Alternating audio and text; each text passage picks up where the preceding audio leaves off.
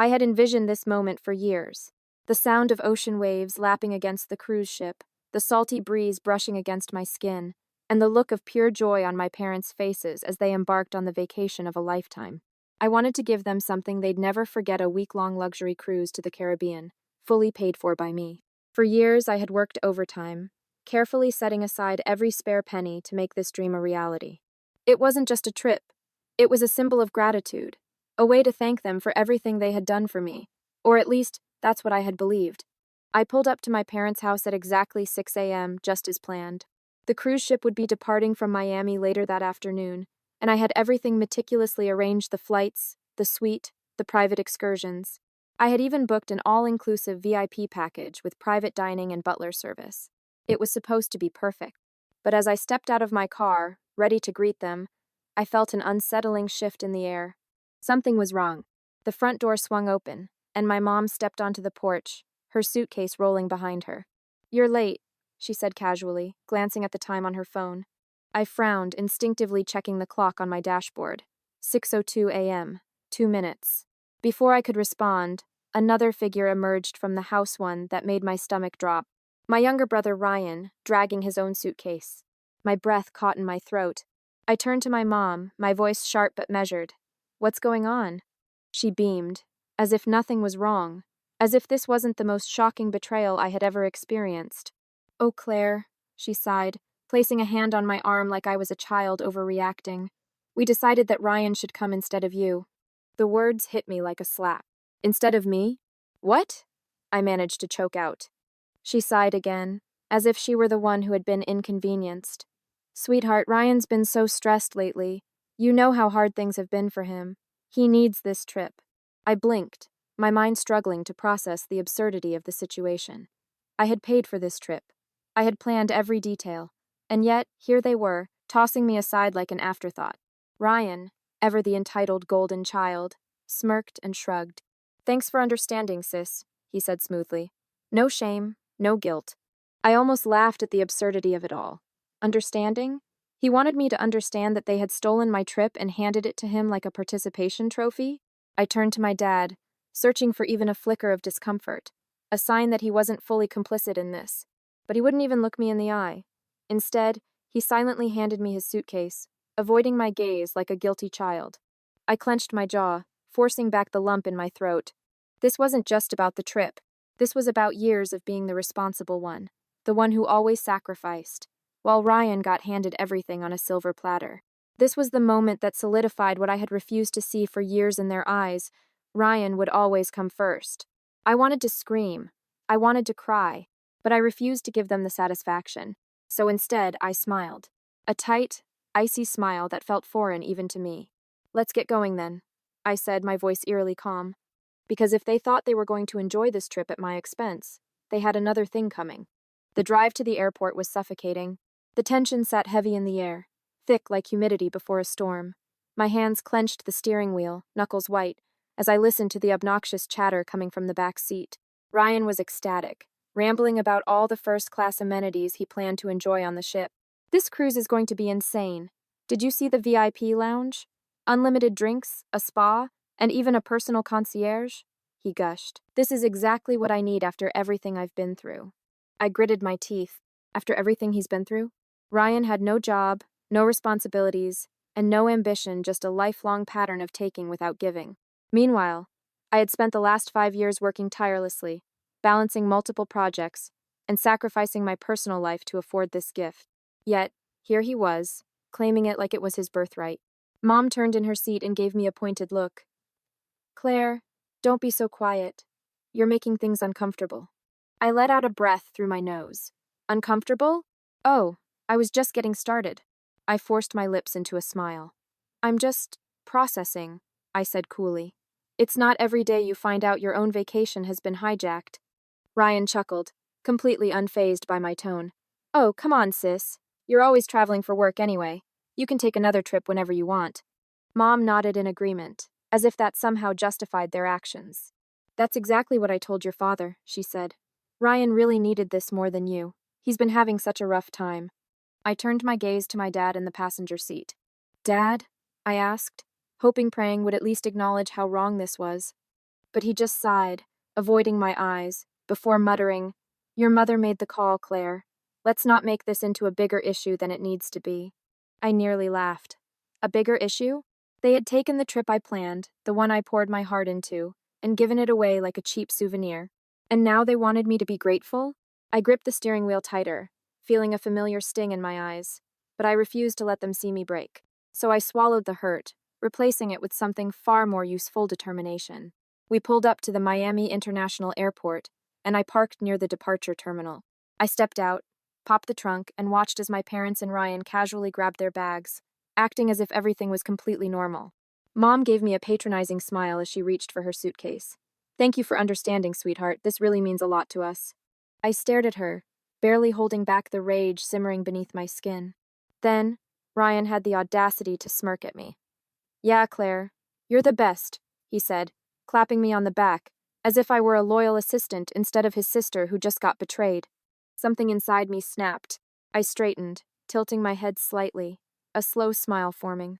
"Oh, don't worry," I said smoothly. "I'll make sure you never forget this trip." Ryan, being as oblivious as ever, just grinned. "That's the spirit." Mom and Dad were already checking their boarding passes, distracted as they walked toward the terminal entrance. They had no idea what was coming. I pulled out my phone, opened the travel app, and began tapping away. One by one, the luxury arrangements I had so carefully planned began to disappear. Hotel suite? Cancelled. Private excursions? Refunded. VIP upgrades? Gone. Prepaid dinner reservations? Erased. With each confirmation email that hit my inbox, I felt the tightness in my chest begin to loosen. They wanted to take Ryan instead of me? Fine. But they weren't going to do it on my dime. Their flight took off at 8:15 a.m., and by noon my phone exploded with calls and frantic messages. First, it was my mom. "Mom, Claire, there's been a mix-up at the hotel. They can't find our reservation. Call me immediately." Then Ryan. "Ryan, WTF, Claire? The VIP perks are gone? I thought this was all paid for." Dad's message came next. "Dad, Claire, this is an inconvenience for all of us. Fix this." I smirked, sipping my coffee as I watched the messages roll in. I let them stew in their confusion for a full hour before finally answering Mom's call. Her voice was high-pitched and desperate. "Claire, what did you do? We can't check in. The front desk says the room was canceled." I took a slow sip of my drink before answering. "Oh, that?" I said casually. "Yeah, I canceled everything." The silence on the other end was delicious. "What?" I sighed dramatically. "Well, you took my trip and gave it to Ryan, so I figured you wouldn't need all the extras I planned. I mean, you didn't even invite me, so why should I pay?" Mom gasped as if I had just committed a crime. "Claire, you're being dramatic. This isn't just about you, this is about family." I laughed coldly. "Oh, now we're talking about family," I said. "Funny, because family doesn't steal from each other." "You're ruining the whole trip," she shrieked. I shrugged. "No, Mom. You ruined it when you decided I wasn't important enough to come." Ryan's voice cut through in the background. "Tell her to fix this now." I rolled my eyes. "Good luck, Ryan. Looks like you'll have to pay for your own vacation for once." And with that, I hung up, turned off my phone, and let out a breath I hadn't realized I'd been holding. For the first time in years, I felt free. The silence lasted for only a few hours. By the time I turned my phone back on that evening, dozens of missed calls and texts flooded my screen. "Mom, Claire, answer your phone right now." "Dad, we need to talk about this. You're acting irrationally." "Ryan, you ruined everything, you bitter bee. Fix this now. Asterisk." I smirked at that last one. Oh, Ryan was mad. Good. I scrolled through the messages, shaking my head. Not one of them acknowledged what they had done. There was no apology. No realization that maybe, just maybe, they had screwed up. No, they just wanted me to fix it. Typical. Instead of responding, I calmly went about my evening, cooked myself dinner, put on a movie, and enjoyed my night. Meanwhile, my family was across the ocean, scrambling. The next morning, I finally picked up when my dad called. I answered casually. "Hey, Dad, how's the cruise?" His exasperated sigh came through the phone. "Claire, what the hell is going on?" I leaned back against my kitchen counter, stirring my coffee. "Oh, I don't know. You tell me. How's Ryan enjoying the trip I paid for?" There was a long pause. Then, in a much calmer voice, he said, "Look, your mother may have made a mistake, but this was unnecessary." I nearly laughed out loud. "A mistake?" I echoed. Dad, she didn't forget my name on the reservation. She intentionally replaced me. She knew exactly what she was doing. His voice grew sharper. You didn't have to cancel everything. You're punishing all of us over a misunderstanding. I took a deep breath, trying to stay calm. You know what, Dad? You're right. I could have let you all enjoy the 5-star luxury I planned for myself. But tell me, why should I? He didn't answer. I pushed forward. For once, I made a decision for me. You all decided I wasn't important enough to come, so I decided you weren't important enough to enjoy my generosity. Dad sighed. Claire, this is family. We don't do things like this to each other. I let out a sharp, bitter laugh. That's funny, because when you and Mom took my trip and gave it to Ryan, you didn't seem to care about family then. There was another long pause. Then, in a defeated voice, he said, Your mother wants to talk to you. Before I could refuse, he handed her the phone. Claire. Her tone was calm, but I could hear the barely contained frustration beneath it. What exactly do you want? She asked. I frowned. What do you mean? Mom sighed, as if she were the victim in all of this. What will it take for you to fix this? Do you want an apology? Do you want me to say I was wrong? She said the words, but there was no sincerity in them. I exhaled through my nose. No, Mom, I don't want a forced apology. I wanted to go on the trip I planned. But since that's not happening, I'm perfectly fine with the way things turned out. Her voice dropped into a pleading tone. Claire, we have nowhere to stay. All the hotels are booked, and the cruise line isn't helping. I smirked. Oh no, Mom, that sounds terrible.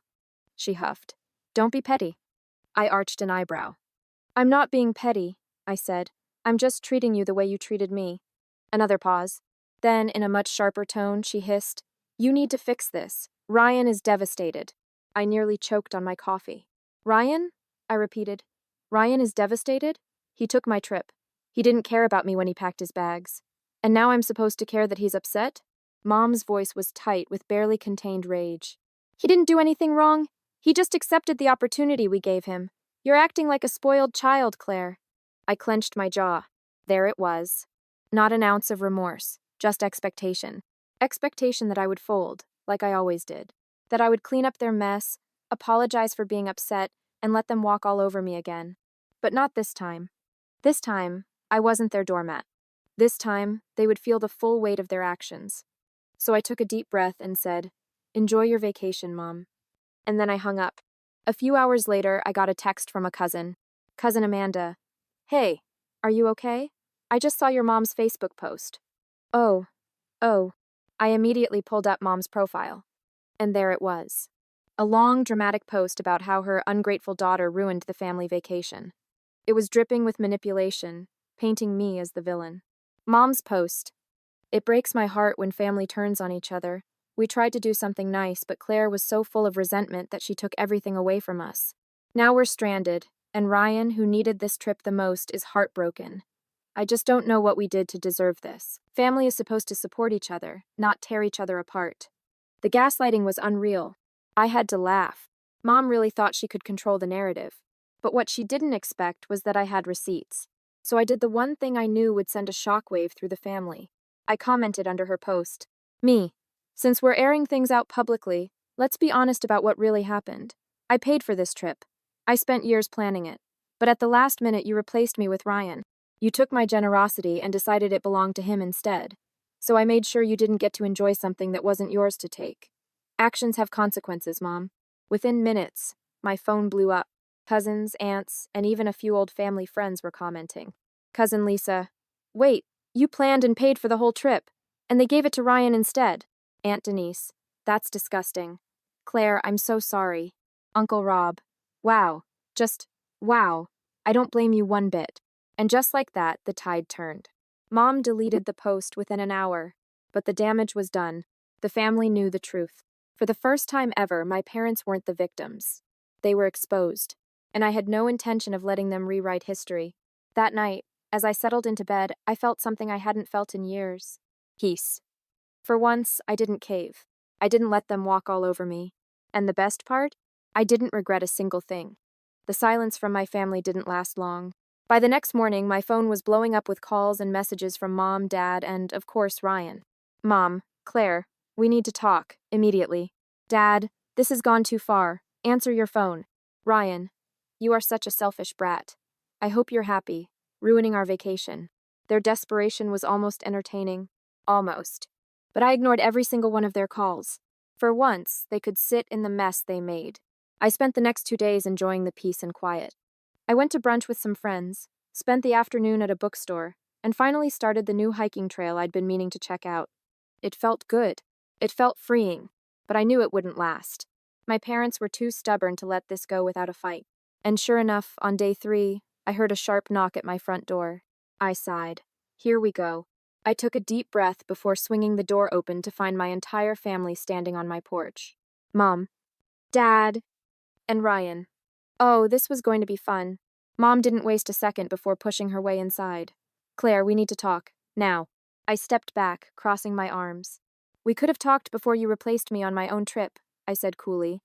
She narrowed her eyes. Enough with the attitude. Sit down. I let out a cold laugh. Sit down? In my own house? I don't think so. Dad sighed. Rubbing his temples like this was somehow hard on him. Claire, please, he said. Let's be reasonable about this. I arched an eyebrow. Oh, now you want to be reasonable? I tilted my head. Where was that reason when you decided to give my trip to Ryan? Ryan scoffed from the doorway. Oh my God, get over it. It's just a vacation. I turned to him, smiling sweetly. Oh, so if it's just a vacation, why are you here? His jaw clenched. That's what I thought, I said, my voice sharp.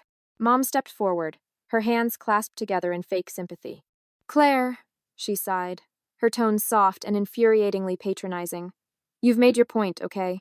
But this has gotten out of hand. I stared at her, unimpressed. Has it? Yes, she snapped. You embarrassed us in front of the entire family. You ruined our trip. And for what? Because your feelings were hurt? I felt something snap inside me. My feelings? I repeated, my voice deadly quiet. She faltered slightly. But I kept going. You think this is about my feelings? No, Mom. This is about years of you putting Ryan first. This is about you treating me like a backup plan, like an afterthought. And this trip? This was just the final straw. Dad pinched the bridge of his nose. Claire, we didn't mean to hurt you, but Ryan needed this more than you. And there it was. The excuse. The justification they'd been clinging to. Ryan needed it more. Ryan was struggling. Ryan deserved it. I let out a sharp, bitter laugh. And there it is, I said. Ryan always needs it more, doesn't he? Mom scowled. That's not fair. No, what's not fair is me spending years working my ass off, saving up for something special, only for you to take it away from me without a second thought. Ryan rolled his eyes. Oh, please, you can afford another trip. It's not like you're struggling. I turned to him, my eyes burning with anger. You're right, Ryan, I said. I can afford another trip. And you know why? He scoffed. Because you're selfish? No, I shot back. Because I worked for it. I stepped closer, my voice dripping with venom. I didn't waste my money on dumb business ideas. I didn't expect Mom and Dad to bail me out every time I failed. I didn't sit around waiting for someone else to hand me a vacation. I planned it myself. Ryan's face flushed red. Dad stepped in before he could respond. All right, that's enough, he said firmly. Claire, I understand you're upset, but what do you want from us? I folded my arms. I want you to understand that I'm done being second place in this family, I said. I want you to realize that I will never let you take advantage of me again. Mom scoffed. Oh, don't be dramatic. I narrowed my eyes. I'm not being dramatic. I'm setting boundaries. The room fell silent. For the first time, I saw a flicker of something in my parents' eyes. Not anger. Not disappointment. But realization. Like they were finally starting to understand that I wasn't the same person they could manipulate. Dad sighed, rubbing the back of his neck. Claire, we don't want to lose you over this. I let out a breath. Then maybe you should have thought about that before you replaced me. Mom pursed her lips. Are you really going to hold this against us forever? I shrugged. I don't know, Mom. Are you really going to keep favoring Ryan forever? Ryan groaned. Oh my God. Can you just get over yourself? I turned to him, smirking. I already have, I said. That's why I'm not cleaning up this mess for you. Mom looked at me, almost pleading now. What do you want, Claire? She asked. Do you want an apology? Do you want us to beg? I sighed. No, Mom, I said. I just want you to understand that things have changed. You don't get to walk all over me anymore. You don't get to take from me and expect me to smile and accept it. She stared at me, her mouth opening and closing like she didn't know what to say. For once, she had no argument, and that was enough for me. I took a deep breath, then stepped back toward the door. We're done here, I said, voice firm. You can stay or you can leave, but I'm not arguing with you anymore. Ryan rolled his eyes and stormed toward the door. Whatever. This was a waste of time. Dad followed behind him, looking tired but resigned. Mom hesitated. For a moment, I thought she might actually apologize. But she just sighed and shook her head. You've changed, she muttered. I nodded. Yes, I said. I have. She left without another word. And when the door clicked shut, I finally let out a breath. For the first time in my life, I had won. When the door finally closed behind my parents and Ryan, the silence in my house was deafening. I stood there for a moment, my hands gripping the edges of the kitchen counter, my heart still pounding from the confrontation. I had done it. For the first time in my life, I had stood my ground. I had refused to let them manipulate me. And now, I was free. But that freedom came with an unexpected wave of emotions. Relief. Anger. Sadness. Liberation. I didn't regret what I had said, not even for a second, but there was still a small, aching part of me that wished things had turned out differently. That wished my parents had actually seen me for once. That wished they had fought for me the way they always fought for Ryan. But they didn't. And that told me everything I needed to know. I spent the rest of the day processing everything. I went for a long walk, letting the fresh air clear my mind. I called Grace, who immediately came over with takeout and a bottle of wine. We sat on my couch as I recounted every word of the conversation. Grace's jaw dropped. Wait, so they actually showed up at your house? Like unannounced? I nodded. Yep. Like they thought they could just show up and guilt me into fixing everything. She rolled her eyes. Classic. And Ryanuga, I can't believe he had the audacity to call you selfish. I sighed, rubbing my temples. I don't think he'll ever change, Grace. He's been babied his whole life. He's always had them in his corner, covering for him, making excuses. Why would he ever stop? She took a sip of wine. And your parents? Do you think they'll actually reflect on any of this? I let out a bitter laugh. Honestly, number maybe Dad, but Mom? She'll just double down and make me the villain in her version of events. Grace frowned. So what are you going to do? I leaned back against the couch, staring at the ceiling. Nothing, I said. I'm done being the one who chases after them. If they want to fix this, they can come to me. Predictably, the calls and texts started the next day. First, from my mom. Mom, Claire, I don't understand why you're being so cold. We're family. Families don't do this to each other. Then my dad. Dad, Claire, please. We just want to talk. And, of course, Ryan. Ryan, you're actually insane. Do you even care about anyone but yourself? I sighed and turned off my phone. I was not doing this. Not anymore. Let them sit in the mess they created. But what I wasn't expecting was how fast the rest of the family caught wind of what happened. Within days, I started getting messages from aunts, uncles, and even family friends. Some were supportive. Some were neutral. And some were outraged. Aunt Linda. Claire, I heard what happened with your parents. This is really disappointing. They did their best for you. Uncle Tom, you should have handled this differently. No matter what, they're still your family. Cousin Amanda, honestly, good for you. I've seen how they treat you. They needed this wake-up call. For every judgmental message, there was another one filled with understanding. And that gave me hope, because it meant that maybe just maybe people were starting to see the truth. A week after the confrontation, my mom tried a new tactic. She called me, but this time, her voice was shaking. Claire, she sniffled, I don't understand why you're doing this to us. I closed my eyes. Here we go. I'm not doing anything to you, Mom, I said calmly. I just refuse to let you walk all over me. She let out a shaky breath. You don't know how much you've hurt me. Your father hasn't been able to sleep. And Ryan. I cut her off before she could continue. Mom, I'm not responsible for your emotions, I said firmly. And if Dad can't sleep, maybe he should think about why that is. She stayed silent, clearly not expecting that response. Then, she sighed. Claire, I just want us to be a family again. I swallowed the lump in my throat. Then maybe you should have treated me like family, I said softly. And with that, I ended the call. As the weeks passed, something strange happened. I felt lighter. I started waking up without the familiar weight of obligation pressing down on my chest. I started making decisions without worrying about how my family would react. I started living for myself, and it felt amazing. One afternoon, I sat down with my laptop and pulled up my old trip itinerary. Rome, Florence, Venice. The trip that had been stolen from me. I stared at the screen for a moment before making a decision. I wasn't going to let them ruin this for me, so I did the one thing I never thought I'd do. I booked a solo trip to Greece, somewhere they had never been, somewhere just for me. And as I clicked confirm booking, I felt something I hadn't felt in a long, long time. Excitement. A month later, I was sitting on a beach in Santorini, the ocean breeze tangling my hair, a cocktail in my hand, and not a single regret in my heart. For the first time in my life, I had put myself first. And it felt incredible. The messages from my family still came in. Some days, I responded. Some days I didn't. But for the first time, they didn't control me. I wasn't waiting for their approval. I wasn't chasing after their love. I wasn't trying to fix things. I was living my life in my own terms. And honestly, I'd never been happier. The sun was beginning to set over Santorini as I sat on the terrace of a charming little cafe, watching the waves crash against the white cliffs below. The scent of salt and freshly baked bread filled the air, blending with the distant hum of tourists enjoying their own escapes. For the first time in years, I felt at peace. Not just the surface-level kind of peace, the kind you fake at family gatherings, the kind where you force a smile and pretend everything is fine. This was real peace. The kind that settles deep into your bones, into the quiet spaces of your mind. The kind that tells you this is what freedom feels like. I took a sip of my wine and glanced at my phone, the screen lighting up with a new text from my mom. I hesitated. For weeks, I had been ignoring most of their messages.